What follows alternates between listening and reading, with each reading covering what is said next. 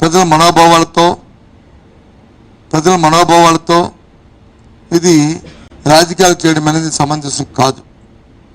ఆ విషయం ఏంటంటే మీకు తెలుసు,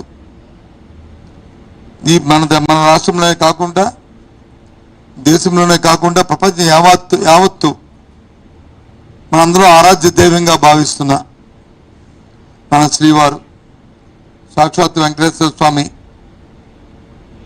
వారి తాలూకా ప్రసాదం ఏదైతుందో దాంట్లో కల్తీ జరిగిందని, దానికి నైవేద్యాలకు వాడే పదార్థాల్లో నాణ్యత పదార్థాలు వాడారని అని నుంచి ఏ పార్టీలో ఉన్నాయండి దాని మీద వచ్చే చర్చబాదులు సోషల్ మీడియాలోనూ పత్రికల్లోనూ ఇవాళ పత్రికల్లో చూస్తే ఇంకా అసభ్యంగా అసందర్భంగా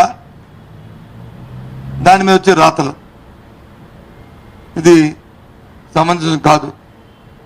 అధికారంలో ఉన్న వ్యక్తులు ఏదైనా ఆరోపణలు చేసినప్పుడు మీ చేత అధికారం ఉంది, మీరే అధికారం ఉన్న నాయకులు, రాష్ట్రంలో మీ కూటమే దేశంలో అధికారంలో ఉంది. ఎంక్వైరీ చేయండి, దాని మీద విచారణ జరిపి వాట్ ఇస్ ది ఫ్యాక్ట్ అనేది ఏమిటి నిజాలు తేల్చండి. తేల్చిన తర్వాత అది పెట్టి అప్పుడు మీరు మాట్లాడితే దానికి సంబంధించి ఉంటుంది. అంతేగాని పాసింగ్ రిమార్క్స్ చేసి ఇలాంటి కార్యక్రమాలను రాజకీయ కోణంలో భగవంతుని వినియోగించుకోవడం, వారి పేరును వచ్చి రాజకీయాల్లో చొప్పించడం అనేది చాలా దురదృష్టకరం. ఎందుకంటే దేవుడితో మనం మాట్లాడుకోవడం మంచి సమంజసం కాదు.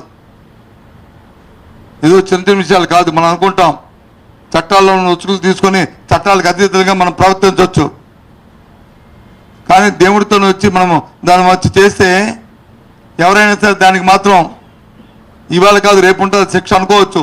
దేవుడు మనకు కనిపించదు కదా, ఏదో రాత్రిలో ఉన్నాడు కదా, పర్వాలేదులే అని అనుకోవచ్చు, ఎక్కువగా ఆలోచన ఊహించుకుని మాట్లాడవచ్చు, కానీ తప్పది. ఇవాళ ఏ మతమైనా, ఏ కులమైనా, ఏ వ్యక్తి అయినా, ఏ వర్గమైనా అందరికీ మనస్సు అనేది ఒకటి ఉంటుంది, మనస్సాక్షి అనేది ఒకటి ఉంటుంది. ఆ మనస్సాక్షి ప్రకారం ఆలోచన చేసుకుంటే ఆ సాక్షే భగవత్ స్వరూపం.